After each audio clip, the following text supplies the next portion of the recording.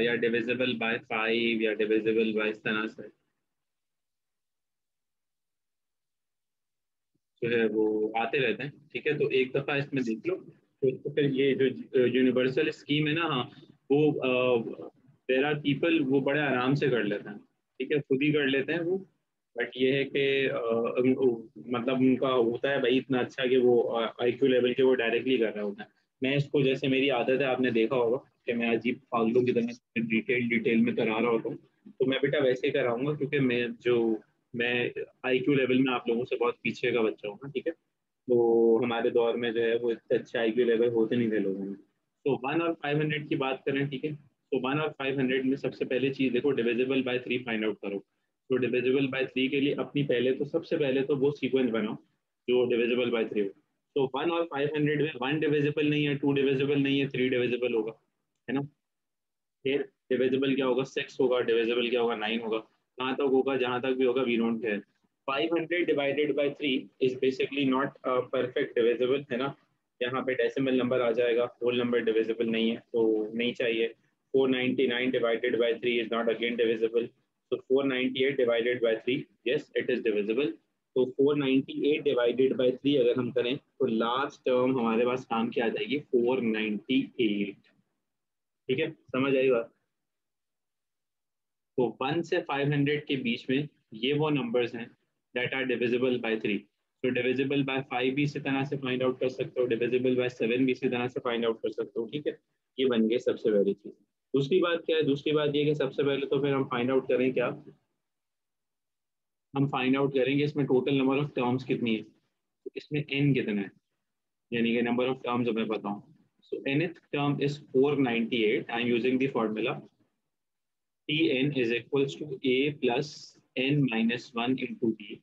So nth term is 498, A is 3, n I don't know what that is, और D यहाँ पे क्या होगा, 3 हो जाएगा। ठीक है बेटा, सही है। तो 498 माइनस 3 इक्वल्स, बल्कि एक काम करो ना यार,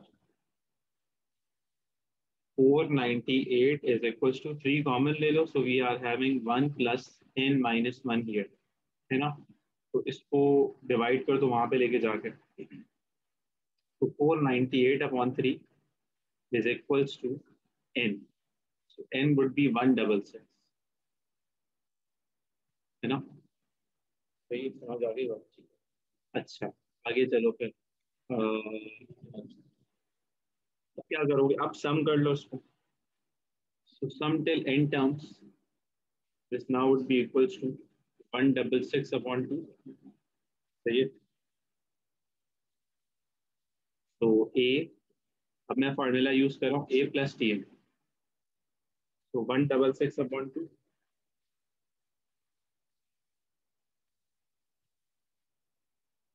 is 83, a plus T N. T N क्या है, 498 है। ठीक है, ये मैंने ऑलरेडी निकाला हुआ था। 498 प्लस 3,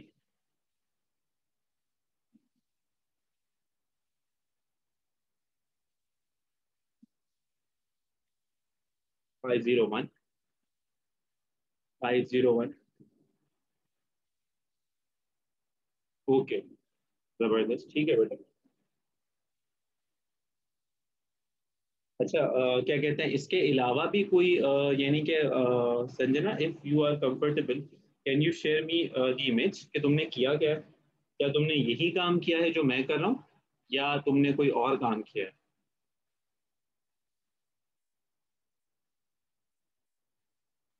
अच्छा, जबरदस्त, ठीक है बेटा, थैंक यू वेरी मच। तो my answer comes out to be 41,583। ठीक है, ये है। अच्छा, ये जनरल फार्मूला बन जाता है अगेन, डिविजिबल बाय 7 के लिए भी आ सकता है, डिविजिबल बाय 5 के लिए भी आ सकता है। तो तुम लोगों को काम यही करना होगा, ठीक है, ये जहन में रखना। अच्छा, इसके बाद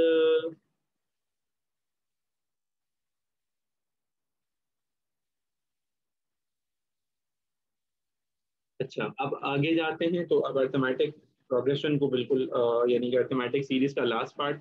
अगर हमसे वो कहें कि फाइंड द अर्थमेटिक प्रोग्रेशन या फाइंड 3 नंबर्स, ठीक है, यानी कि इस तरह के क्वेश्चन आ रहे होते हैं। जैसे डिटेल फॉर्म में तो नहीं आ सकते, बट ये है कि एक देख लो कि let say sum of three numbers, question example के लिए देख लो। I am not expecting this कि ये एमसीक्यूज में आ जाए, बट क्योंकि ये रिलेटेड है तो देख लो इसको, इसको देखने में कोई मसला नहीं है। Sum of three numbers in arithmetic progression is 12। ठीक है, और लेट्स से एंड क्या कहूँ, सम ऑफ देयर क्यूब्स, या स्क्वायर्स भी हो सकता है या कुछ भी हो सकता है, क्यूब्स इज 408 ले लेते हैं। अच्छा, ठीक है। अब क्या कह रहे हैं, फाइंड दोज नंबर्स, ये नंबर्स फाइंड आउट करो। अब नोट करो, यहाँ पे जो चैलेंज है वो ये है कि इक्वेशन तो हम बना लेंगे कुछ ना कुछ करके, ठीक है। तो एक ट्रिक जहन में रखना, मैट्रिक्स का एक सेशन रखूंगा जब मैं पूरा अर्थमेटिक ज्योमेट्रिक करा दूंगा, उसके अंदर मैं तुम लोगों को कुछ पाकिस्तानी तरीके बताऊंगा, लेकिन अभी मैं पूरा बताऊँ कि यहाँ पे ये चीज़ जरूरी है कि थ्री नंबर है ना, आप तीन नंबर इसने दे दिए। अब अगर हमारे पास तीन नंबर हो या पांच नंबर हो या सात नंबर हो, जो हमें क्वेश्चन कह रहा है कि फाइंड आउट करो, यानी कि कोई ऑड नंबर्स दे रहा होगा फाइंड आउट करने के लिए, which are in arithmetic progression, तो मेरी रिकमेंडेशन ये है कि तुम यूज करो, वो जो नंबर्स होंगे वो कैसे यूज करो, वो नंबर जिस तरह से यूज करो।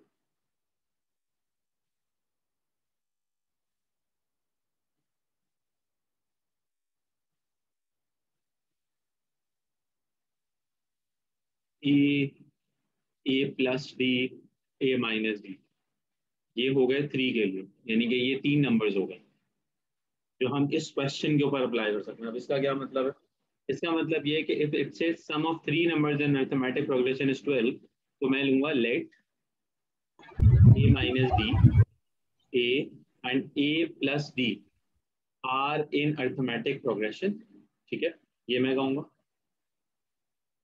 तो अब इनका सम इज 12, तो इसका खात्मा हो जाएगा ना, डायरेक्ट तुम्हें क्या मिल जाएगा, ए मिल जाएगा, तो ये तुम्हारे फायदे में जाएगी। अच्छा, इसके अलावा भी कौन कौन से नंबर्स हो सकते हैं उसके ऊपर आते हैं, बट अभी तो तुम्हें ए मिल गया। सेकंड कंडीशन क्या कहती है, सम ऑफ देयर क्यूब्स, यानी कि अब इनका क्यूब करो, सो ए माइनस डी का क्यूब, ए का क्यूब और ए प्लस डी का क्यूब, तो इसमें भी यकीनन कुछ ना कुछ टर्म्स ऐसी होंगी जो कैंसिल आउट हो जाएंगे। इस 408, यानी कि we need to expand them using a formula. मैंने वो जो बात पहले कर दी थी कि एमसीक्यूज के अंदर मैं एक्सपेक्ट नहीं कर रहा कि इस तरह के क्वेश्चन आए, लेकिन मैं तुम्हें ये जरूर बताना चाहूंगा कि तीन नंबर्स लेने तो ये लो, पांच नंबर्स लेने हैं तो इसी तरह के पांच ले लो, सात नंबर्स लेने तो इसी तरह के सात ले लो, ठीक है। तो इसको सॉल्व कर लेते हैं एहतियातन फिर भी। तो फॉर्मूला यहाँ पे क्या यूज करोगे, देखो फॉर्मूला यहाँ पे यूज कर सकते हो, ए क्यू माइनस थ्री, उधर 147 मतलब क्या, नंबर बता रहे हो तुम? हाँ सही है, ठीक है, जबरदस्त, गुड। थ्री ए स्क्वायर बी, सॉरी डी लिख लेना, three A square D plus three A D square, बल्कि ये दोनों माइनस में होंगे,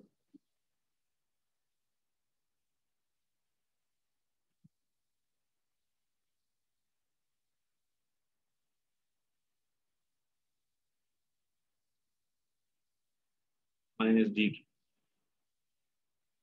ठीक है। अब इसको इसी पैटर्न पे लेके जाऊंगा आगे, तो मुझे क्या मिल जाएगा यहाँ से, मुझे डी मिल जाएगा यहाँ से, ठीक है, यानी कि this needs to be solve. तो उसके बाद you know a and you know d, फिर आप बड़े बड़े आराम से ये बना सकते हैं, ठीक है, पैटर्न में आ जाएंगे आप। पांच नंबर्स अगर मैं सेलेक्ट करूंगा तो मैं कैसे सेलेक्ट करूंगा, हाँ मैं ये बता रहा हूँ, पांच नंबर, यस एग्जैक्टली, तो ये बन जाएगा ए प्लस डी, ए प्लस टू डी। इससे आपकी जान काफी हद तक ना छुट जाएगी, काफी डिटेल्स आपकी एलिमिनेट हो जाएंगी खुद ब खुद, ए माइनस डी और A plus two D minus two D, ठीक है। तो ये फाइव नंबर्स हो जाएंगे। सेवन नंबर्स के लिए आप प्लस थ्री डी और माइनस थ्री डी कर दो, ये तो ऑड नंबर्स के लिए हो गया। इवन नंबर्स के लिए क्या करना चाहिए, इवन नंबर्स के लिए क्या रिकमेंडेड है, इवन नंबर्स के लिए होना ये चाहिए वैसे तो कि हम यूज कर रहे हैं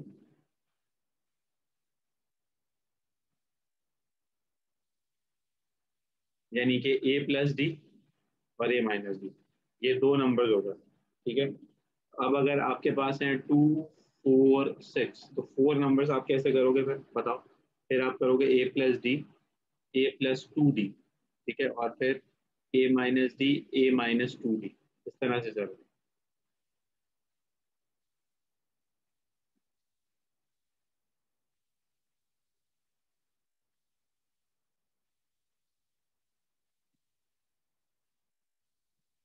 बल्कि ये 3D होगा इसको सेम करने के लिए। यहाँ देखो, 2 नंबर्स तो वो हो गए, 3 नंबर्स या 4 नंबर्स के लिए ये करो, तुम यूज करो ए माइनस 3 डी, ए माइनस डी, ए प्लस डी और ए प्लस 3 डी, इनका कॉमन डिफरेंस सबका सेम आएगा, यानी कि 2 डी आएगा। इसी तरह से अगर 5 नंबर्स उठाने हैं तो क्या उठाओगे? ए माइनस 5 डी, ए माइनस 3 डी, ए माइनस डी, ए प्लस डी, ए प्लस 3 डी और ए प्लस 5 डी। अब सही है, इनका भी कॉमन डिफरेंस 2 डी आएगा या 2 आएगा, जो भी आएगा। ठीक है, सही है। ये बताओ, ये बात समझ में आई? अगर हमें इवन नंबर्स लेने हैं तो हम ये वाले नंबर्स उठा रहे हैं, अगर हमें ऑड नंबर्स लेने हैं तो हम ए, ए प्लस डी, ए प्लस 2 इस तरह से जा रहे थे, जिस तरह से। ठीक है, ये बताओ समझ में आ गई बात सबको?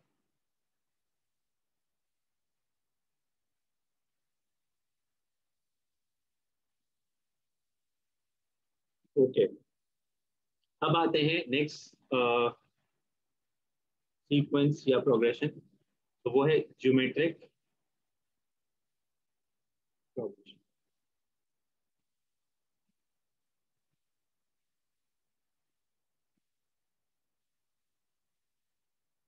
तो ज्योमेट्रिक प्रोग्रेशन एक ऐसी प्रोग्रेशन होगी जिसमें कॉमन रेशियो सेम होगा।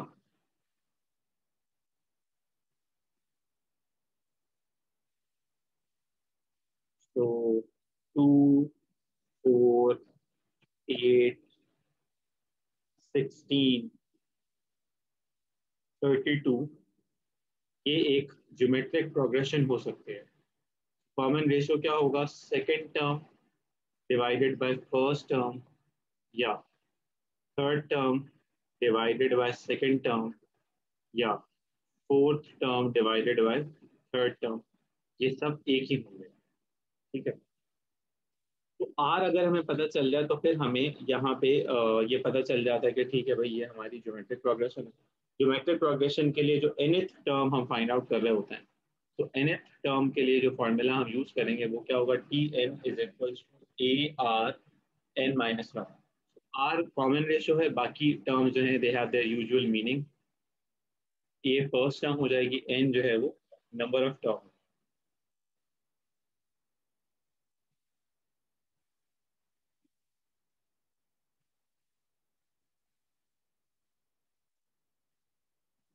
तो अगर मैं आपको एक क्वेश्चन दे दूं, द फोर्थ टर्म, हम मुझे फाइंड आउट कर दें फोर्थ टर्म इन 5। ओके बेटा, 5 के मल्टीपल ले लेते हैं, 10 20, ठीक है, ये ले लेते हैं। Fourth term in the sequence is, fourth term क्या होगी इसकी? तो सबसे पहले तो आर निकाला, 10/5, टू, ए है क्या? 5। So T4 is equals to a r n minus one, 4 - 1, 5 × 2 cube, 5 × 8, 40। ठीक है,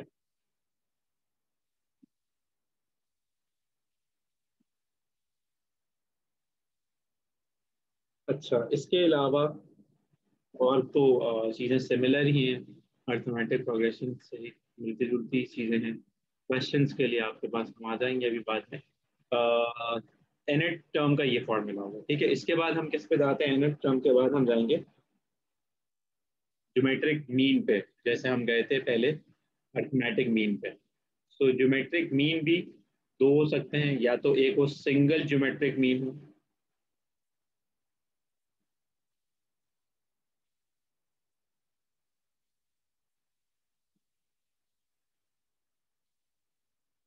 सिंगल ज्योमेट्रिक मीन, जैसे इसको सिंगल कहना तो नहीं चाहिए, क्योंकि हमारे पास जो यहाँ पे ज्योमेट्रिक मीन होगा वो होते तो दो हैं। ठीक है, होते तो दो हैं, वैसे अगर हम बात करें तो एक टर्म, दो नंबर्स ले लेते हैं ए बी, जो कि ज्योमेट्रिक प्रोग्रेशन के हैं।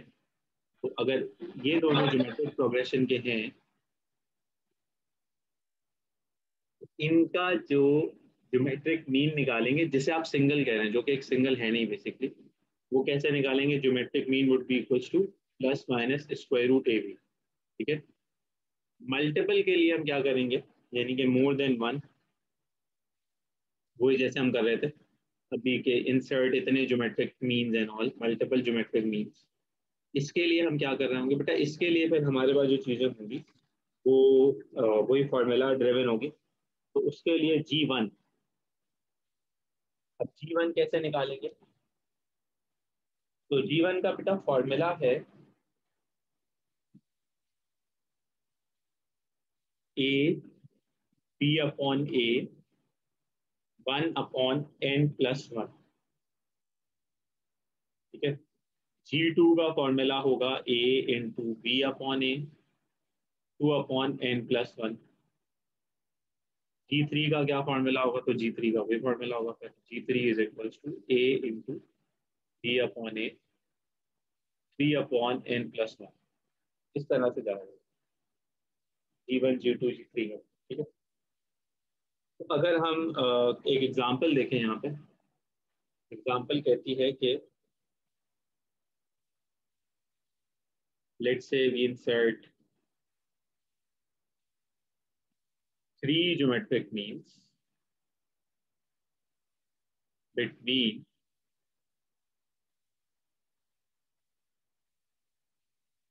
2 and 32। तो A 2 हो गया, B 32 हो गया। ठीक है, तो G1 क्या होगा, A, then B upon A 32/2, 1/3+1, तो 2 इंटू 16, तो 1/4,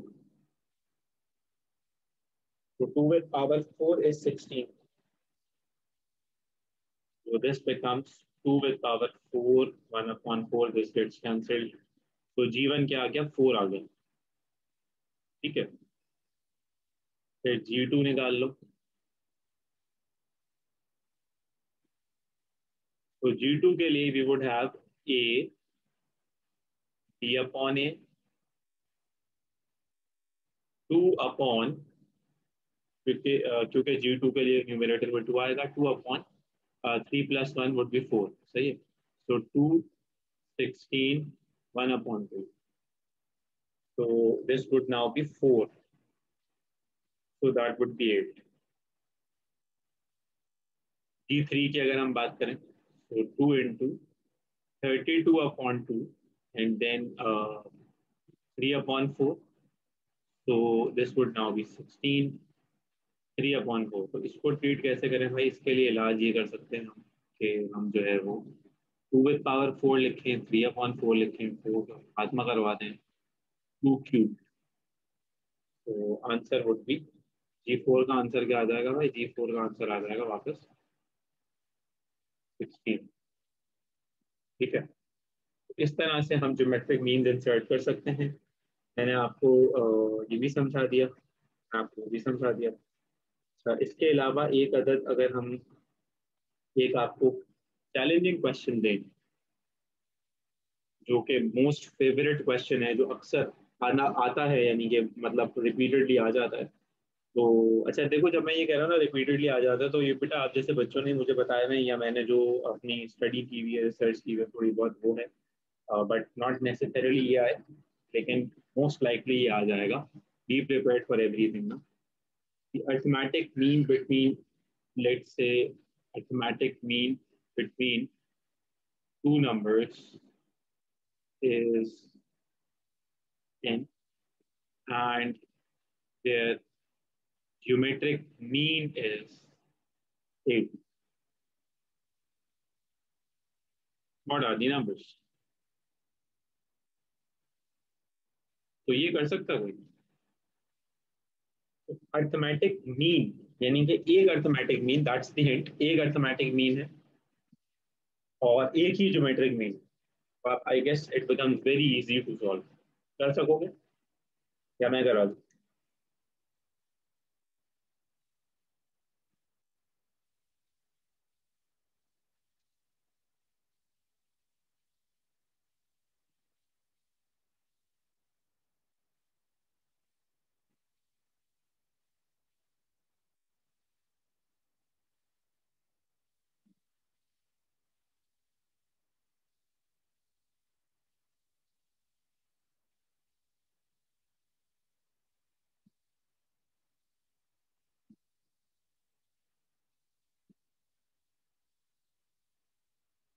Question है arithmetic mean between two numbers is 10 and their geometric mean is 8. कोई दो numbers है, उनका arithmetic mean है 10 और geometric mean है 8. ठीक है. We need to work out those two numbers. कि वो दो two numbers कौन से हैं दोस्तों. तो ये बता दे कि क्या ये मैं करवा दूं या ये आप देख रहे हैं कर लें. Okay. I can give you 2 minutes. No issues. No problem.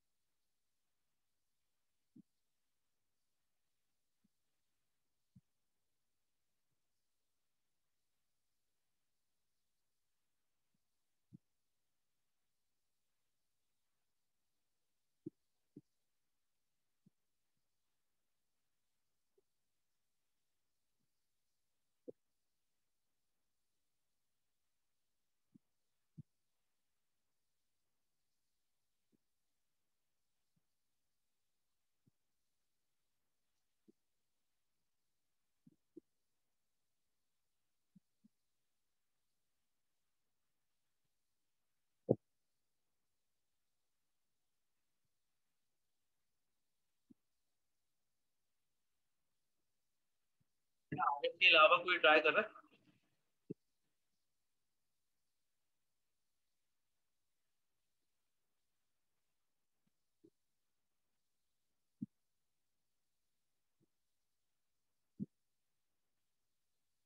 No.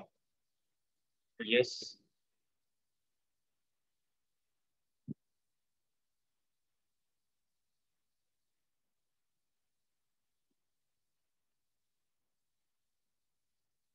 A is 16 and B is 4. बिल्कुल सही. Numbers are 4 and 16. Excellent. Good job.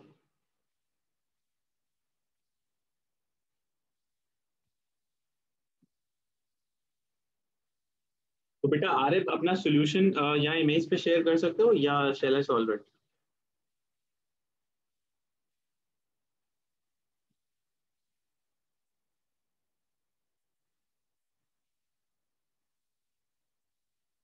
Correct, you are absolutely correct. मैं कह रहा हूँ अपना सोल्यूशन जो तुमने किया है वो तुम अपना यहाँ शेयर कर सकते हो ताकि सबके पास चला जाए, या शैल आई सॉल्व इट? मैं सॉल्व कर दूँ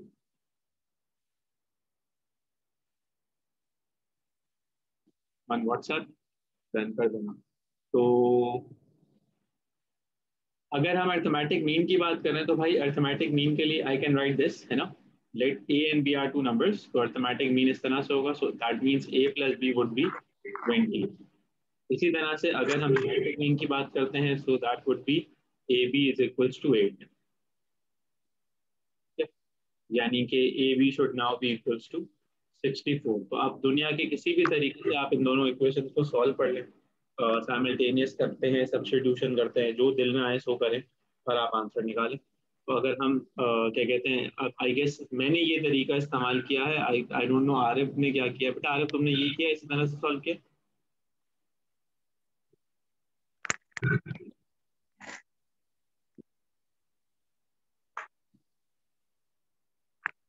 हाँ सही, जबरदस्त, थैंक यू।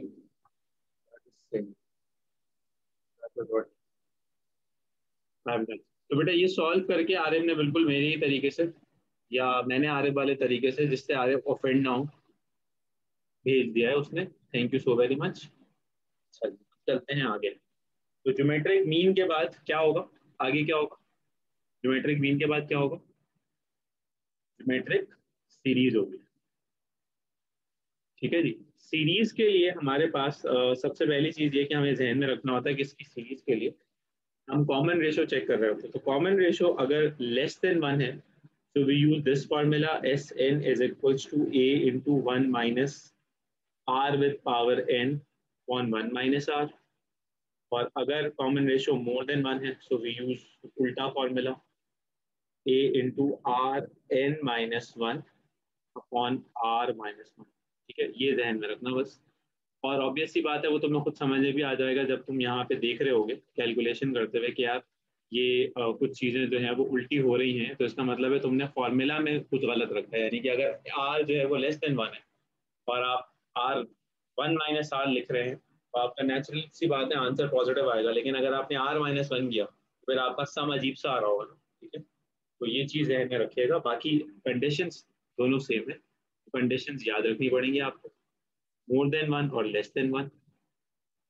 अच्छा, एक फॉर्मूला और भी है इसका, that is for infinite series, यानी कि ये तो nth टर्म तक है ना दोनों सीरीज, ये इसके लिए एक्सेप्शनल है। यानी कि एस इन्फिनिटी, एस इन्फिनिटी कैसे हो सकता है? जैसे एक रिकरिंग मैं आपको इक्वेशन दे दूं या एक रिकरिंग टर्म दे दूं मैं आपको, तो उसके लिए आप फॉर्मूला यूज कर रहे होते हैं ए अपॉन 1 माइनस आर। ठीक है, again r is less than 1 for this. ठीक है, ये रखा जाता है, ये कंडीशन होती है इसकी। तो मैं आपको पहले आपके लिए जो इनका मोस्ट फेवरेट क्वेश्चन है, सम दी सीरीज, ज्योमेट्रिक के अंदर जो आपको अक्सर क्वेश्चन नजर आ जाएगा ना, वो ये होगा, इस तरह का अजीब सा क्वेश्चन होगा कि point two plus point double two plus point triple two, हमेशा ये होता है उसको, प्लस पॉइंट 4 दफा 2, ये इस तरह के क्वेश्चन ये आते रहेंगे। अब अगर मैं कह दूं टू एन टर्म्स तक सॉल्व करनी,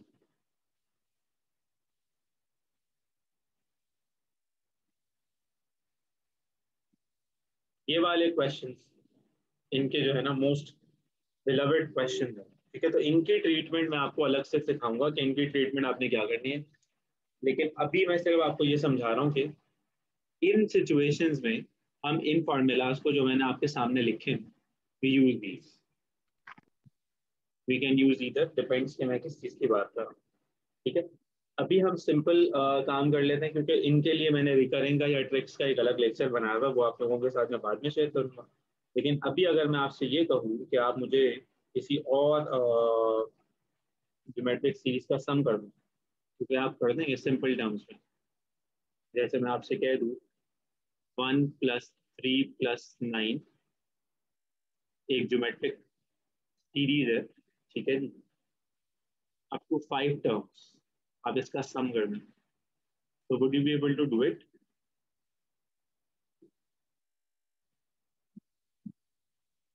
तो सबसे पहली चीज जो यहाँ निकाली जाती है दैट इज आर। आर यहाँ क्या आएगा? 3/1, that would B 3। That means कि ये क्या है? ये है भाई मोर देन वन। तो मोर देन वन का कंडीशन, मोर देन वन का formula, second formula this one. अब मैं क्या यूज कराऊंगा? S I. तो A is 1, R is 3 with power 5 -1 over R-1।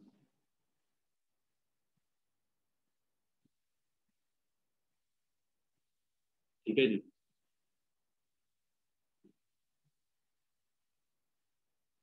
So 3 with power 5 -1 and 3 -1 is 2। अब आप इसको सॉल्व कर लें। 3 with power 5 -1, 242 upon 2, 121। बेटा ये बताओ, ये बात समझ में आती है?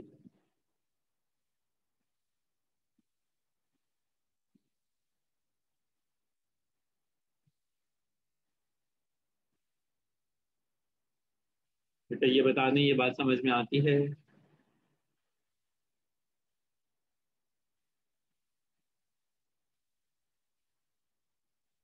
0.22 वाली जो बात है, जो डिस्कशन है, वो मैं करूंगा अभी, उसके लिए आप परेशान ना हो। बट अभी वाली बात आपको समझ में आती, अगर आपको बता।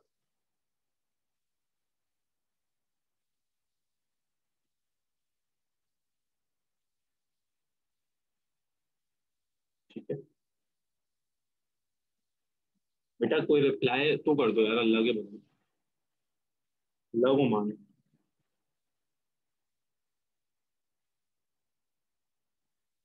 सो गए वो जाग रहे हो?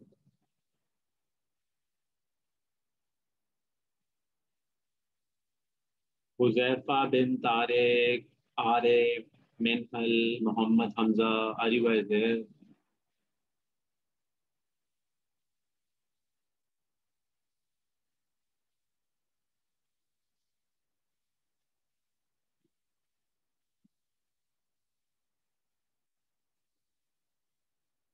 Okay, thank you. अच्छा जी, फिर आते हैं जो मैं बात कर रहा था इनफाइनाइट सीरीज की। ठीक है, इनफाइनाइट सीरीज में अगर हम थोड़ी सी एग्जांपल्स डिस्कस करें तो इनफाइनाइट सीरीज कैसी हो सकती है? इनफाइनाइट सीरीज जो है वो या तो हमारे पास एक अदद कन्वर्जेंट सीरीज हो सकती है, या हमारे पास एक अदद डाइवर्जेंट सीरीज हो सकती है। अच्छा, जब कन्वर्जेंट इनफाइनाइट सीरीज कौन सी है और डाइवर्जेंट इनफाइनाइट सीरीज कौन सी है? तो सबसे पहली चीज तो भाई देखो, इनफाइनाइट सीरीज ऐसी हो सकती है,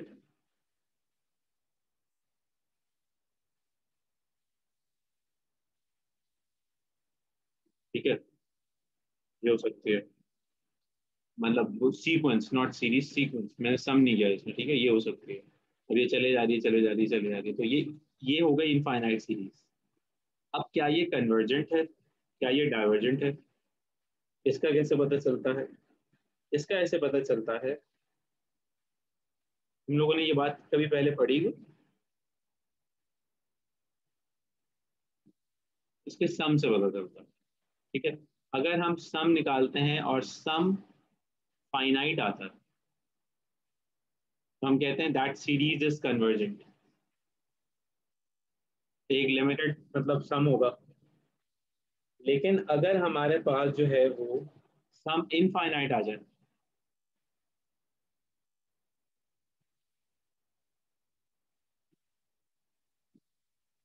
तो फिर हम कहते हैं कि वो डाइवर्जेंट है। अब सम फाइनाइट आ जाए तो कन्वर्जेंट है, सम इनफाइनाइट आ जाए तो डाइवर्जेंट है।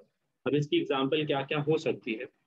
इसकी एग्जांपल इस तरह से हो सकती है, या आपको समझाने के लिए हम ये कह सकते हैं, ये दे सकते हैं कि लेट से एक सीरीज ले लेते हैं, 2/3, 1/3, 1/6, 1/12। ठीक है, सम का फॉर्मूला लगाऊंगा तो बीच में मैं प्लस साइन यूज करूंगा।